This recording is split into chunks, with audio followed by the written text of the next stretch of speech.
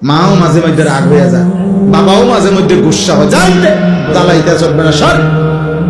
কিন্তু রব বলে না বান্দা আজও সেজদা দেও নাই, আচ্ছা খাও।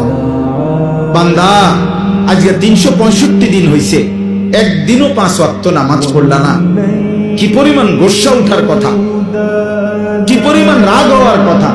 আল্লাহ বলছে না না বান্দা, আচ্ছা ঠিক আছে, তবুও খাও, তবুও ঘুমাও, তবুও পান করো। কেন? আল্লাহ আমি যে রব, আমি যে ওরে লালন পালন করবো, দায়িত্ব দিছি, আমি যে ওরে বানাইছি, আমি যে আমার হাতে বানিয়েছি ওকে। এই জন্য আল্লাহ বলেন আর রহমানির রাহিম, আমি বড় দয়াবান, আমি বড় মেহেরবান। এই মেহেরবানির কারণে, দয়ার কারণে পরে আমি খাওয়াইতেছি, পড়াইতেছি। ও আমারে ডাকে না, কিন্তু আমি যে দয়াবান। ও আমারে একটা সেজদাও দেয় না, কিন্তু আমি যে মেহেরবান, আমি করব কি? আমি কেমনে ওরে শাস্তি দেই? আমি আল্লাহ কেমনে ওর খানা বন্ধ করে দেই? আমি যদি ঘুম বন্ধ করে দেই, ও তো বাঁচবে না। ও আমি যদি তার পেশাবের সার্কুলেশন বন্ধ করে দেই, পেশাবটাও যদি ঠিক মতো বাইর না হয়, ও তো বাঁচবে না। ওর পায়খানা যদি একদিন আটকায়া থাকে, ও তো বাঁচবে না।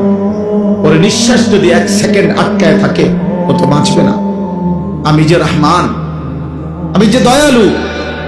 তবে আল্লাহ বলে বান্দা, তবে শেষ তুমি ভেবেছ আমি শুধু দয়াই করে যাব?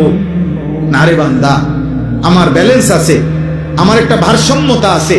আমি আল্লাহ আজ দুনিয়ায় মৃত্যু পর্যন্ত ওয়াদা দিছি, তোমার আমি লালন পালন করব, খাওয়াবো, পড়াবো, ডাকলেও না ডাকলেও, সেজদা দিলেও না দিলেও আমার গোলামি করো আর নাফরমানি করো।